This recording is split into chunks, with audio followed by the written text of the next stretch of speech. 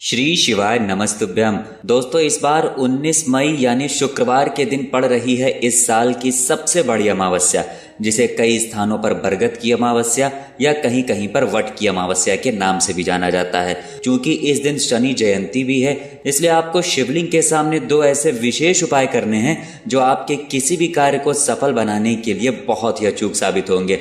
आपकी किसी भी प्रकार की मनोकामना को परिपूर्ण करने के लिए ये उपाय आपके लिए बहुत ही सरल होंगे। तो चलिए जानते हैं क्या है वो आसान से उपाय। लेकिन उससे पहले एक प्रार्थना, अगर आप चैनल पर नए हैं तो कृपया चैनल को सब्सक्राइब अवश्य कर लें।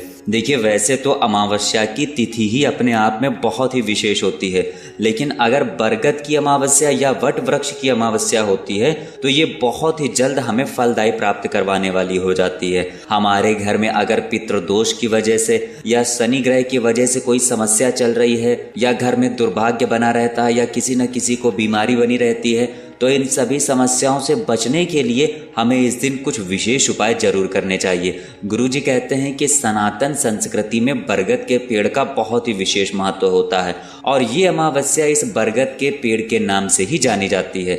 देखिए, इस वीडियो में हम पूज्य गुरुजी द्वारा बताए गए दो विशेष उपायों की बात करेंगे। पहला उपाय आपके किसी भी कार्य को सफल बनाने के लिए है। आपके जीवन में अगर कोई भी रुकावट आ रही है, किसी कार्य में बाधा आ रही है, कोई कार्य आप करना चाह रहे हैं उसमें आपको सफलता नहीं मिल पा रही है, आप अपनी नौकरी के लिए प्रयत्न कर रहे हैं लेकिन नौकरी आपको मिल नहीं पा रही है, आप व्यापार में तरक्की करना चाह रहे हैं, अपने बिजनेस को बढ़ाना चाह रहे हैं लेकिन उसमें आपको बढ़ोतरी नहीं हो पा रही है, या फिर अपने जीवन में आप धन प्राप्ति करना चाहते हैं और आपको माता लक्ष्मी की कृपा प्राप्त नहीं हो पा रही है, तो इन सभी कार्यों की पूर्ति के लिए आपका ये पहला उपाय बहुत ही सरल होने वाला है। देखिए, पहले उपाय के लिए गुरुजी ने कहा कि आपको जरूरत पड़ेगी 1 लोटे जल की। जल आप तांबे के पात्र में नहीं लेंगे, आप स्टील के पात्र में जल ले सकते हैं। देखिए, चूंकि आप सभी जानते हैं कि अमावस्या की तिथि में हम लोग ये उपाय कर रहे हैं, इसलिए इस लोटे में जल आप अपने किचन से लेंगे।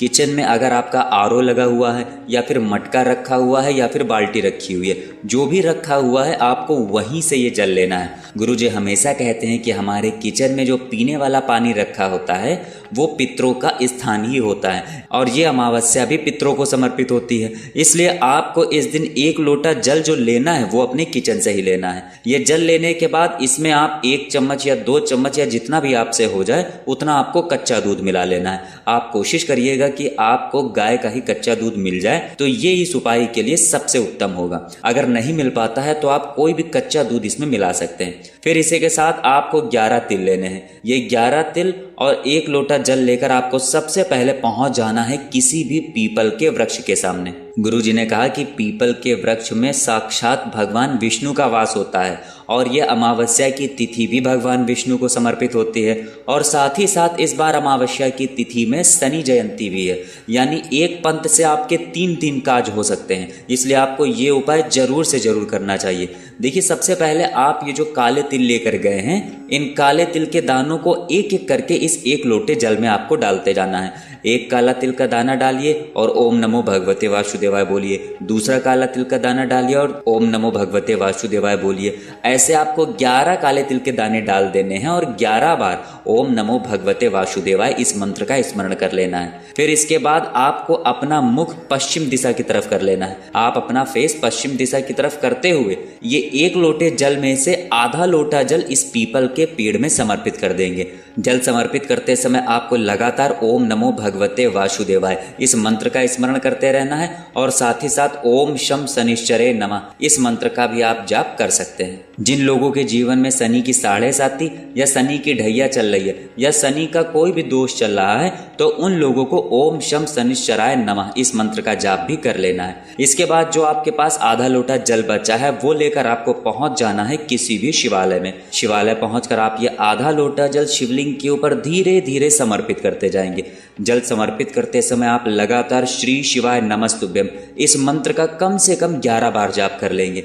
देखिए, गुरुजी ने कहा कि जब आप आधा लोटा जल पीपल के पेड़ में समर्पित कर लें तो उसके बाद आपके जीवन में जिस भी कार्य में समस्या आ रही हो, जिस भी कार्य में रुकावट आ रही हो, तो उसको दूर करने के लिए आप भगवान विष्णु से प्रार्थना कर लीजिए। और जब आप शिवालय जाकर आधा लोटा जल शिवलिंग में समर्पित कर दें तो उसके बाद महादेव से वही प्रार्थना कर लें। गुरुजी कहते हैं कि आप जब पीपल में जल समर्पित करेंगे तो सुबह से लेकर शाम तक जब तक सूर्यास्त नहीं होते हैं तब तक आप ये आधा लोटा जल पीपल के पेड़ में समर्पित कर दें, और जो बचा हुआ आधा लोटा जल आपको शिवलिंग में समर्पित करना है वो आपको सिर्फ शाम को ही समर्पित करना है। जब सूर्यास्त हो जाए तो उसके बाद ही ये आधा लोटा जल आपको समर्पित करना है। देखिए, अब इस उपाय के लिए बहुत से लोगों के दिमाग में एक कंफ्यूजन होगा कि पहला उपाय सूर्यास्त के पहले कर लेना है और दूसरा उपाय सूर्यास्त के बाद करना है, तो इस बीच में जो समय बच रहा है उसमें ये आधा लोटा जल लेकर आप क्या करेंगे। देखिए, आप जब पीपल के पेड़ में आधा लोटा जल समर्पित कर लें तो उसके बाद आप अपने घर पर ये आधा लोटा जल लेकर आ जाए, और शाम को जब सूर्यास्त हो जाए तो यही आधा लोटा जल लेकर आप शिवालय पहुंच जाए और उस समय शिवलिंग के ऊपर समर्पित कर दें। अब इसके बाद बात करते हैं पूज्य गुरु जी द्वारा बताए गए दूसरे खास उपाय की। क्योंकि इस दिन वट सावित्री व्रत है, इसलिए आपको ये उपाय बरगद के पेड़ के सामने ही करना है। देखिए, इस उपाय के लिए आपको सबसे पहले जरूरत पड़ेगी शुद्ध पिसी हुई हल्दी की। थोड़ी सी हल्दी आपको खरीदनी है, उसमें थोड़ा सा शुद्ध जल मिलाकर उसे एक लेप की तरह तैयार कर लेंगे, यानी एक पेस्ट की तरह आपको तैयार कर लेना है। साथ ही साथ आपको कुछ चावल के दाने ले लेने हैं, अक्षत के कुछ दाने और हल्दी का ये लेप लेकर आपको पहुंच जाना है किसी भी बरगद के पेड़ के नीचे। देखिए, आप जो हल्दी का लेप ले गए हैं उस हल्दी से आप इस बरगद के पेड़ के पत्ते में एक स्वास्तिक बना देंगे। देखिए, बहुत से ऐसे बरगद के पेड़ होते हैं जिनमें पत्ते नीचे तक लटकते रहते हैं, तो अगर पत्ते नीचे तक लटक रहे हैं और आप उनको पकड़ ले रहे हैं तो उन पत्तों पर आपको स्वास्तिक बना देना है। लेकिन अगर पत्ते नीचे नहीं है तो फिर आप बरगद के पेड़ में कहीं पर भी स्वास्तिक बना सकते हैं। ध्यान रखिएगा, आपको पत्ते तोड़ने नहीं है, पेड़ में ही पत्ते लगे रहेंगे और आपको स्वास्तिक बना देना है, या फिर आप पेड़ में कहीं पर भी स्वास्तिक बना लीजिए। हल्दी से स्वास्तिक आप अपने दाहिने हाथ यानी राइट हैंड की अनामिका उंगली से ही बनाएंगे। ये स्वास्तिक बनाने के बाद आपको चावल के कुछ दाने इसी के ऊपर समर्पित कर देना है, और आपको अपने मन में वटकेश्वर महादेव के नाम का स्मरण करते रहना है। वटकेश्वर महादेव के नाम का स्मरण करते हुए आपको ये स्वास्तिक बना लेना है। गुरुजी कहते हैं, स्वास्तिक बनाने के बाद आपके जीवन में धन से संबंधित जो भी समस्या चल रही है उसको दूर करने के लिए महादेव से प्रार्थना कर लेनी है, लेकिन वटकेश्वर महादेव से। इसके बाद आपको अपनी उंगली साफ नहीं करनी है, बल्कि सीधे अपने घर आना है और अपने घर के मुख्य द्वार के ऊपर इसी उंगली से एक और स्वास्तिक बना देना है। आपको हल्दी का थोड़ा सा लेप लेना है और उस लेप से घर के मुख्य द्वार के ऊपर एक स्वास्तिक बना देना है, और फिर थोड़े से चावल के दाने इसी के ऊपर गिरा देने हैं, यानी समर्पित कर देना है। फिर इसके बाद आपके घर के अंदर जो तिजोरी है जिसमें आप अपना पैसा रखते हैं, उस तिजोरी के बाहर भी आपको अपनी इसी उंगली से थोड़ा सा हल्दी का लेप लेना है और वटकेश्वर महादेव का स्मरण करते हुए स्वास्तिक बना देना है और थोड़े से चावल समर्पित कर देने हैं। गुरुजी ने कहा कि तीनों जगह आपको स्वास्तिक बनाते हुए वटकेश्वर महादेव के नाम का ही स्मरण करना है, और साथ ही साथ आपके जीवन में जो भी धन से जुड़ी हुई समस्या चल रही है उनको दूर करने के लिए आपको प्रार्थना कर लेनी है, लेकिन वटकेश्वर महादेव से ही आपको प्रार्थना करनी है। गुरुजी कहते हैं कि इस वट अमावस्या के दिन हल्दी के द्वारा बनाए गए ये 3 स्वास्तिक आपके जीवन में कभी भी दरिद्रता और दुर्भाग्य को आने नहीं देंगे। तो दोस्तों, ये थे पूज्य गुरुजी द्वारा बताए गए 2 बहुत ही खास उपाय। अगर आपको जानकारी अच्छी लगी हो तो वीडियो लाइक करिएगा। मिलते हैं फिर एक नए वीडियो के साथ। श्री शिवाय नमस्तुभ्यम।